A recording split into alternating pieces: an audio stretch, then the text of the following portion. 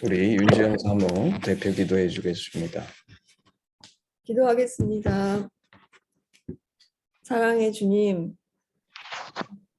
세상이 혼란스럽고 경제와 전쟁의 위기 속에 가치관이 부재하는 환경을 바라보며 보이는 것이 아닌 보이지 않는 참 진리를 바로 알고 추구하는 저희 자신과 하심, 또 믿는 자들이 되도록 믿음을 세우시길 기도합니다. 소망을 발견하지 못해 목적이 없어 허무함과 두려움에 빠질 때에 우리를 붙들어 주셔서 참 소망과 평안을 주시는 성령을 부어 주시기를 간구합니다. 현재 우리에게 허락하신 것들과 가장 가까이에 있는 사람들과 이웃들을 진심으로 사랑하게 하시고 그들의 어려움에 동참하는 저희들이 되어서 소외된 사람들과 함께 하시는 주님의 마음을 알아가게 하옵소서. 오늘 예배 가운데 임재하시고 말씀하여 주시고 그 말씀에 반응하는 저희가 되도록 축복하여 주시옵소서. 감사드리며 예수님의 이름으로 기도했습니다. 아멘. 아멘. 예, 오늘은 우리 마태복음 25장 31절서부터 46절까지 제가 말씀 공유하겠습니다. 보이죠? 예, 우리 샤니아 자매님이 8절, 우리 신영재 형제님이 8절에서 31절서부터 46절까지 읽어주시면 감사하겠습니다. 인자가 자기 영광으로 모든 천사와 함께 올 때에 자기 영광의 보좌에 앉으리니 모든 민족을 그 앞에 모으고 각각 구분하기를 목자가 양과 염소를 구분하는 것 같이 하여 양은 그 오른편에 염소는 왼편에 두리라. 그때 임금이 그 오른편에 있는 자들에게 이르되 내 아버지께 복받을 자들이여 나와 창세로부터 너희를 위하여 예비된 나라를 상속받으라. 내가 줄일 때에 너희가 먹을 것을 주었고 목마를 때에 마시게 하였고 나그네 되었을 때 영접하였고 헐벗었을 때에 옷을 입혔고 병들었을 때에 돌보았고 옥에 갇혔을 때에 와서 보았느니라. 이에 의인들이 대답하여 이르되 주여 우리가 어느 때에 주께서 줄이신 것을 보고 음식을 대접하였으며 목마르신 것을 보고 마시게 하였나이까. 어느 때에 나그네 되신 것을 보고 영접하였으며 헐벗으신 것을 보고 옷 입혔나이까. 어느 때에 병드신 것이나 옥에 갇히신 것을 보고 가서 배웠나이까 하리니 임금이 대답하여 이르시되 내가 진실로 너희에게 이르노니 너희가 여기 내 형제 중에 지극히 작은 자 하나에게 한 것이 곧 내게 한 것이니라 하시고 또 왼편에 있는 자들에게 이르시되 저주를 받은 자들아 나를 떠나 마귀와 그 사자들을 위하여 예비된 영원한 불에 들어가라. 내가 줄일 때에 너희가 먹을 것을 주지 아니하였고 목마를 때에 마시게 하지 아니하였고 나그네 되었을 때에 영접하지 아니하였고 헐벗었을 때에 옷 입히지 아니하였고 병들었을 때와 옥에 갇혔을 때에 돌보지 아니하였느니라 하시니 그들도 대답하여 이르되 주여 우리가 어느 때에 주께서 줄이신 것이나 목마르신 것이나 나그네 되신 것이나 헐벗으신 것이나 병드신 것이나 옥에 갇히신 것을 보고 공양하지 아니하더이까. 이에 임금이 대답하여 이르시되 내가 진실로 너희에게 이르노니 이 지극히 작은 자 하나에게 하지 아니한 것이 곧 내게 하지 아니한 것이니라 하시니 그들은 영벌에 의인들은 영생에 들어가리라 하시니라. 아멘, 아멘. 오늘 이 제목을 오늘 마태복음 25장 31절에서부터 46절 말씀의 제목을 저는 양과 염소의 구분 이렇게 붙여봤어요. 사실 지금 우리가 하나님의 나라에 대해서 우리가 깊이 생각해 보면서 예수님께서 하나님의 나라는 이와 같다라고 얘기하신 비유들을 보고 있는데 저한테는 오늘 이 비유가 가장 가슴에 뼈저리게 와서 닿고 제가 회개하는 비유가 아닌가 싶습니다. 이제 오늘 말씀은 우리가 마태복음 25장에 있는 세 가지 비유, 열 처녀의 비유, 달란트의 비유, 그리고 이제 오늘 이 양과 염소의 비유, 이 내용이 나오는데 이 세 가지가 전부 다 마지막 때 인자가 심판하러 오실 때랑 관련이 있는 비유예요. 근데 오늘 이 말씀에 보면 예수님께서 이렇게 말씀하시죠. 내가 줄일 때에 너희가 먹을 것을 주었고 목마를 때에 마시게 하였고 나그네 되었을 때에 영접하였고 벗었을 때에 옷을 입혔고 병들었을 때에 돌보았고 옥에 갇혔을 때에 와서 보았느니라. 사실 이 오늘 비유를 읽고 나서 저한테 들었던 생각은 내가 충분히 사람들에게 도움을 주고 있지 않는 것은 아닌가. 그리고 저는 처음에 주님이 열심히 섬기고 자선 사업을 해라 이렇게 얘기하는 것 같은 부담감이 들어서 사실 이 말씀을 곰곰이 묵상해 보니까 사실 그런 말씀이 아니에요. 오늘 여기에 보면 이 말씀 줄일 때에 먹을 것을 주었고 왜냐하면 이게 내가 줄일 때에 너희가 먹을 것을 주었고 엄청난 사람들에 대한 얘기가 아니라 일상 속에서 우리가 만나는 그 소소한 도움과 사랑이 필요한 그래서 엄청난 희생을 요구하는 것이 아니라 내가 살고 있는데 어떤 사람이 배고프면 먹을 것을 주고 목마르면 마실 것을 주고 나그네가 오면 영접하고 혹시 헐벗은 자가 있으면 그 옷을 입혀주고 병든 자를 돌보고 옥에 갇혔을 때 와서 봤다. 면회 가고 돌봐준 거죠. 그래서 사실 오늘 이 말씀은 마태복음 19장에 있는 우리가 이제 마태복음 19장에 보면 부자 청년이 예수님을 찾아와서 영생을 얻으려고 그러면 제가 어떻게 해야 합니까? 그때 예수님께서 대답하시기를 주 너의 하나님을 사랑하고 내 이웃을 내 몸과 같이 사랑하라. 십계명을 지켜라. 그랬더니 이 청년이 제가 어렸을 때부터 다 지켰습니다. 그때 예수님께서 뭐라고 그러시냐면 내 전 재산을 팔아 가난한 이들에게 나눠주고 나를 쫓으라. 그러셨는데 이 청년이 마태복음 19장 말씀을 보면 근심해서 갔다. 그렇게 써 있어요. 그래서 마치 그런 여러 가지 성경의 얘기들을 때문에 선입견이 있어서 그런 엄청난 헌신을 전 재산을 팔아서 가난한 이들에게 나눠주고 너는 나를 쫓으라. 저도 이런 선입견이 있다는 거를 알았는데 실제 내용은 그렇지 않다는 거예요. 아까도 얘기한 것처럼 일상 속에 아주 소소한 내 주변에서 도움이 필요한 사람, 그 사람을 향한 작은 사랑. 우리는 종종 이 말씀대로 내가 행하지 못하는 이유가 없기 때문에 나는 너무나 가진 것이 없기 때문에 도울 수가 없다라는 스스로를 정당화하는 그런 착각 속에 빠져 있는데 돕지 않는 것은 사실 원치 않기 때문이지 내가 많은 것을 가지지 못해서가 아니라는 거예요. 우리 하심에서 나누는 오병이어.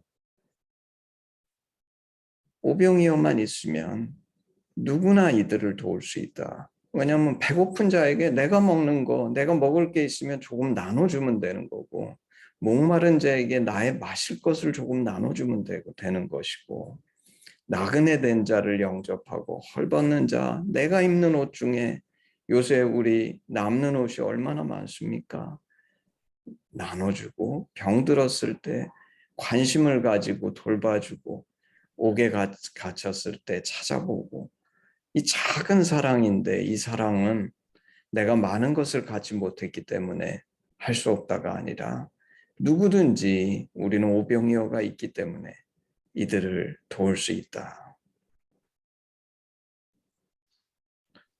근데 오늘 이 말씀 속에 저한테 제일 가슴에 충격적으로 왔던 것은 사실 오늘 이 말씀을 읽으면서 저는 이 말씀을 내가 전할 뭐 내용이 있을까? 마음에는 이게 뭐 마치 부자 청년에게 요구한 것처럼 전 재산을 팔아서 도와야 된다. 이런 부담감 같은 괜한 부담감을 가지고 이 말씀을 보면서 너무 그냥 클리어한 말씀이어서 근데 사실 제가 요새 감사하는 거는 너무 그 뜻의 내용은 평범하고 분명한 것 같은데 사실은 제가 묵상하면 할수록 이런 말씀이 내가 그냥 지나쳤던 말씀이구나 느끼는 때가 요새 굉장히 많습니다. 오늘 여기에 보면 예수님께서 얘기한 배고픈 자, 목마른 자, 나그네 헐벗은 자, 병든 자, 옥에 갇힌 자, 이 사람들을 주님이 전부 다 내가 그러셨어요. 다시 말해서 주님 자신과 이들을 동일시하신 거세요.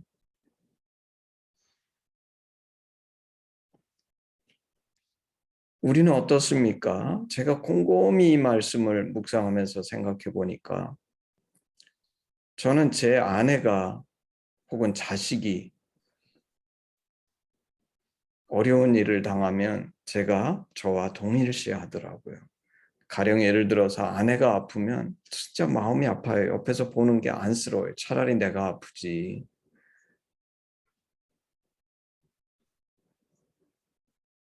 자식도 마찬가지입니다. 자식에게 어려운 일이 생기면 부모는 그 자식을 자신과 동일시하지요. 그래서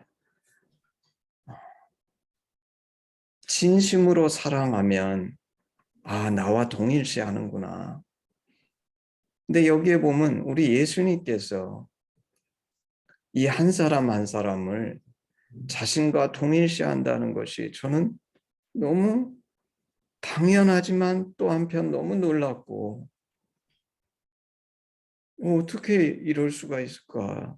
너무 감사하고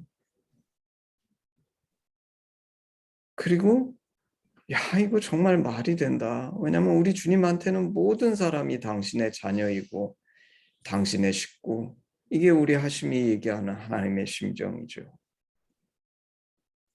그 한 영혼 영혼이 이렇게 어려움에 처하고 힘들고 고통 가운데 있고 도움이 필요할 때 주님은 우리는 그냥 단순히 불쌍하다. 그저 나의 동정을 조금 나눠주는 정도인데 주님은 당신이 그 일을 당하시는 거라고 말씀하시고 느끼시는 거예요. 그리고 제가 깨달았어요. 제가 여러 번 얘기했는데 사실 이제 지금 저는 지난번에도 한번 고백했는데 사실 이 얘기는 조금 조심스러운 얘기입니다. 왜냐하면 오늘 얘기는 그런 커다란 얘기가 아니라 주변에 있는 한 영혼 얘기니까.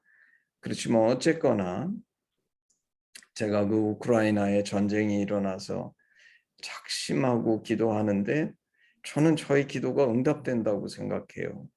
근데 왜 응답이 되는가? 왜냐하면 나는 그게 안타까워서 단순히 기도하지만 우리 주님은 그 우크라이나에서 고통받는 한 영혼 영혼이 당신이신 거예요. 그러니까 응답받을 수밖에 없는 거죠. 그리고 제게 참 그 정말 라이프롱 기도 제목이자 저는 저의 소명이라고 생각하는 것이 북한인데 내가 자세가 잘못됐었구나. 현재의 상황 때문에 눈앞에 보이는 것을 보면 북한이 안 변하는 것 같고 정말 그 주님의 뜻이 안 이루어지는 것 같지만 반드시 이루어진다. 왜냐하면 북한에서 고통받는 한 사람 한 사람이 바로 우리 예수님이시니까. 그러면서 동시에 제가 생각해 볼 때 멀리 있는 사람들만이 아니라 우리 한동의 어려운 학생들 한 사람 한 사람을 도와야 되겠다. 제가 읽은 예화 중에 이런 예화가 있더라고요. 이건 여러분도 아마 익숙하실지 모르겠어요. 아시시의 그성 프란시스코. 이 아시시의 성자라고 하는 이 프란시스코가 부잣집에서 태어나가지고 재산이 무지 많았는데 이 사람 행복하지 않았던 거예요. 근데 길을 가다가 문둥병자를 만났어요. 고름이 뚝뚝 떨어지고 그냥 고른 냄새가 진동을 하고 그러니까 사람들은 그 근처에 가지도 않죠. 근데 이 프란시스코가 그 타고 가던 말에서 내려서 이 사람을 안아줬을 때 전설에 의하면 그 사람의 얼굴이 예수님의 얼굴로 바뀌었다.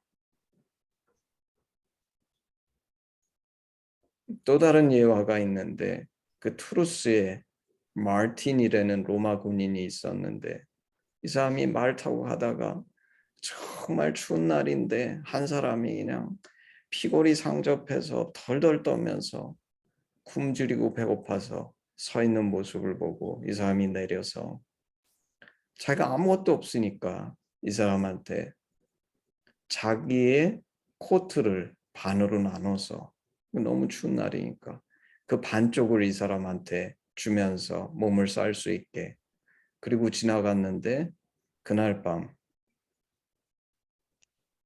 이 사람이 꿈을 꿨는데 예수님께서 천국에서 이 마틴의 그 다 낡고 남루한 반쪽짜리 코트를 입고 계신 모습을 봤다.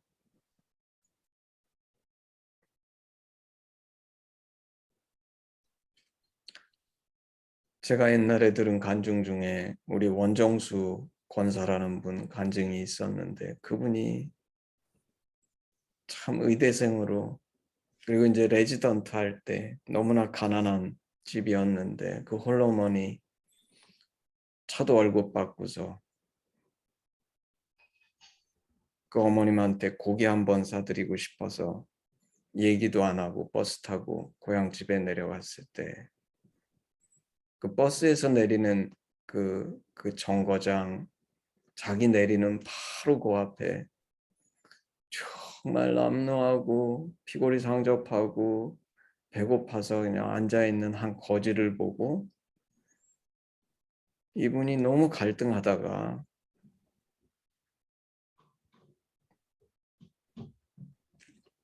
자기 첫 월급 받은 거 그 사람한테 다 주고 근데 사실 어머님한테 고기 사주로 내려간 건데 내가 평생 처음으로 우리 어머니한테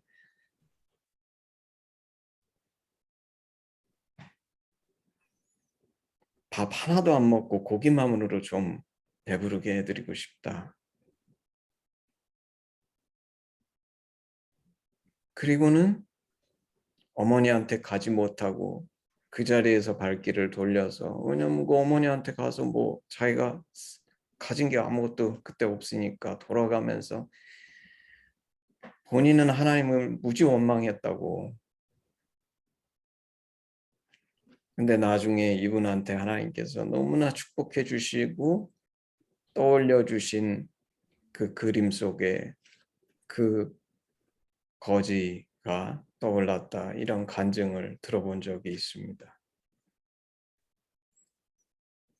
사실 오늘날 제가 한국 사회를 보면 특히 많은 젊은이들이 많이 가지지 못해서 불행하다고 생각하고, 이 사람들은 자기가 많이 가져야지만 치유가 되고 해결책이 있다고 생각하는데, 제 생각에는 오늘 한국 사회에 이 가지지 못하고 많이 없기 때문에 늘 나는 부족하고 모자라고 결핍감 속에 사는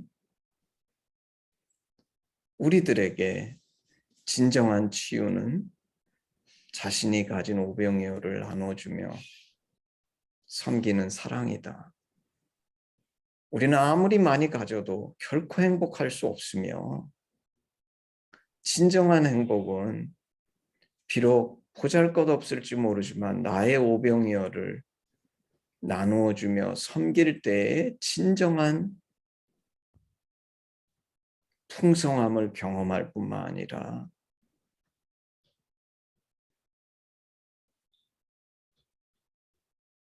그 사랑이 나를 충만하게 하고 행복하게 하고, 그 나눔이 나를 치유해주는 해결책이다.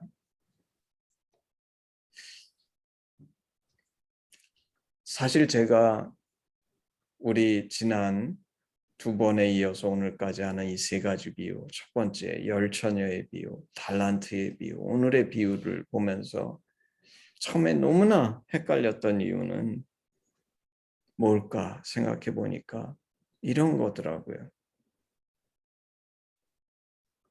내가 너무나 구원의 교리에 도취되어 있구나. 천국은 예수 믿으면 간다 그러니까 왜 달란트를 남기지 않았는데 천국에 가니 못 가니 이런 얘기가 나오지? 내가 옆에 있는 사람 좀 안 도와줬다고 천국에 못 가는 거야? 정말 우리는 너무 이 교리에 도취돼서, 만약에 내가 정말 주의 영을 받았다 그러면 내 안에 진정 하나님이 계셔서 손톱만큼의 사랑이라도 있다 그러면 어떻게 우리가 이런 사람들을 외면하고 인간의 기본 도리를 하지 않으면서 천국에 갈 수 있다고 확신하는 것이 얼마나 악하고 바리새인적인 것인가.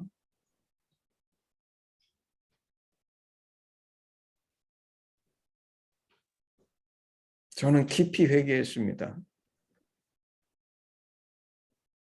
오늘 본문에서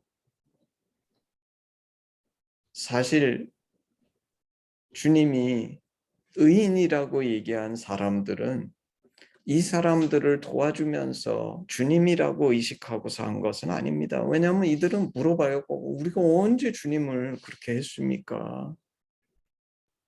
모르고 섬긴 거예요. 근데 사실 저는 오늘 이 비유를 묵상하면서 이런 결심을 했습니다. 다른 사람들, 근데 그 다른 사람 중에 특히 내 도움이 필요한데, 제가 하심 사역을 해보니까 처음에 내가 좀 불쌍한 마음이 들어가지고 도와주고 하는 거는 쉬워요. 근데 해보니까 도와주다 보면 이 도움이 필요한 사람은 계속 도움이 필요하더라고요. 그게 한 번이 되고 두 번이 되고 세 번이 되고 네 번이 되고, 그리고 어떤 면에서 이 도움을 받는 사람이 감사해야 하면 고맙지만 어떤 경우에는 나를 어뷰즈하는 것 같고,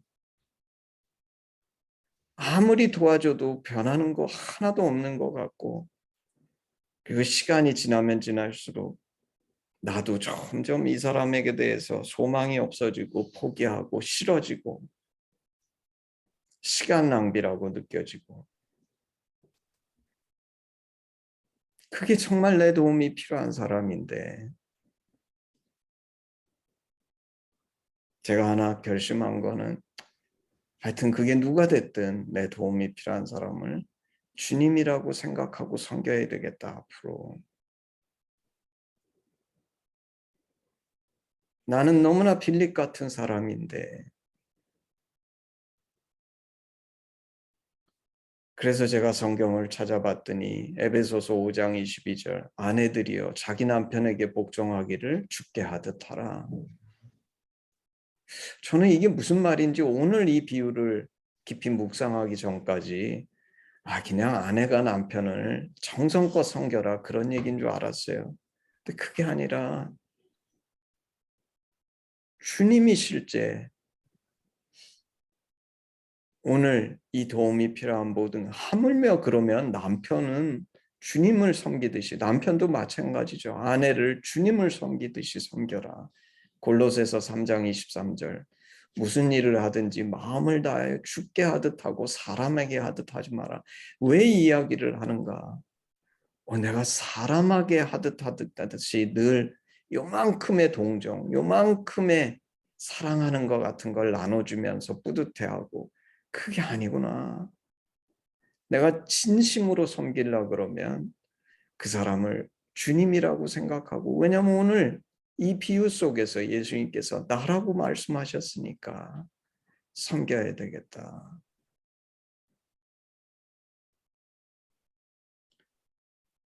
제가 생각한데 이 마태복음 25장에 있는 세 가지 비유는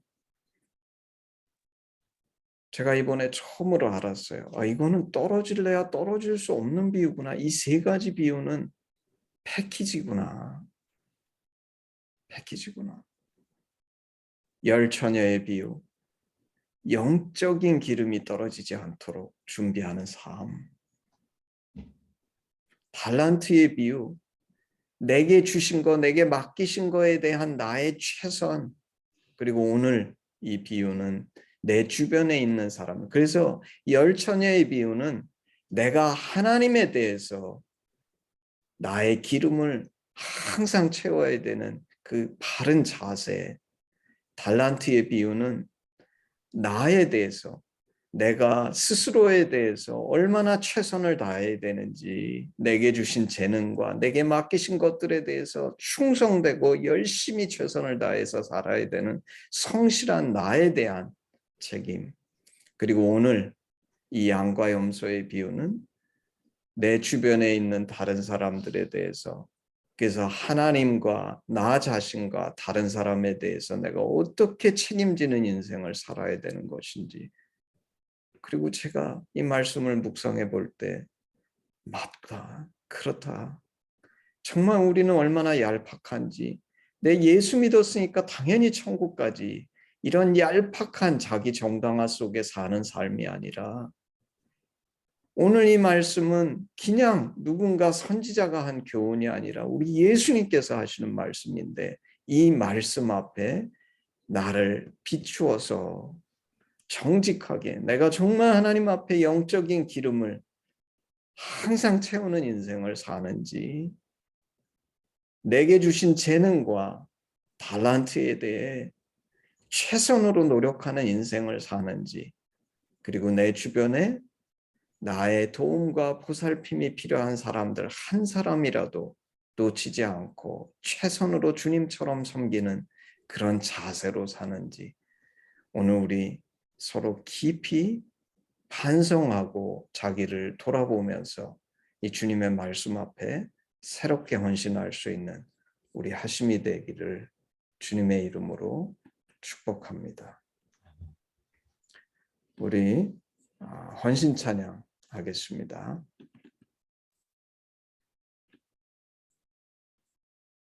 1절만 하겠습니다. 내게 있는 모든 것을 아낌없이 드리네. 사랑하고 의지하며 주만 따라 살리라. 주께 드리네. 주께 드리네. 사랑하는 구주 앞에 모두 드리네. 아멘. 기도하겠습니다. 참 아버지 하나님, 주님, 오늘 말씀 앞에 자신을 회개합니다. 그저 예수 믿기만 하면 물론 주님의 그 놀라운 사랑이 우리를 구원하시지만 내가 정말 이 주님의 사랑을 알고 이 사랑을 받았다면 하나님의 섭리와 나의 인간의 자유의지가 하나가 돼서 주님 앞에 정말 열처녀의 비유처럼 나의 등잔에 끊임없이 영적인 기름을 채우며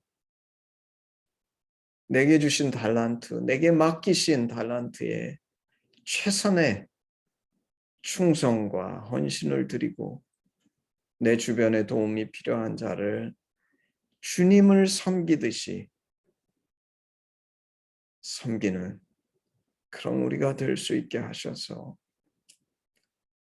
주님이 이 땅에 영광의 보좌로서 심판의 때에 이 땅에 다시 오실 때에 주님 앞에 부끄럽지 않은 우리가 될 수 있도록 혹시나 한 달란트를 숨겨놓은 종, 기름이 없는 5 처녀,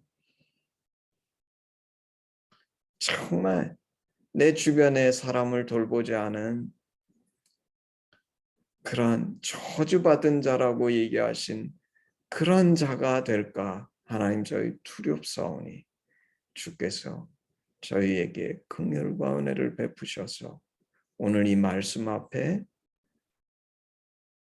돌이켜 각성하고 회개해서 주님께 이 말씀 앞에 자신을 쳐서 온전하게 드리는 우리 하심이 될 수 있도록 하나님께서 역사하시고 붙들어 주시옵소서. 감사드리며 예수님의 이름으로 기도했습니다. 아멘. 우리 헌신 기도문 외우시겠습니다. 아바 아버지, 예수님의 죽으심과 부활하심으로 우리를 향한 당신의 사랑을 확증하시고 예수 안에 성령으로 당신과 하나 되게 하시니 감사합니다. 구하오니 우리 공동체가 당신 안에 더욱 하나 되게 하시고 우리를 온전케 하사 대한민국과 열방 가운데 당신의 심정이 더욱 증거되게 하시옵소서. 나라와 권세와 영광이 아버지께 영원히 있사옵나이다. 아멘. 아멘. 예배를 마쳤습니다.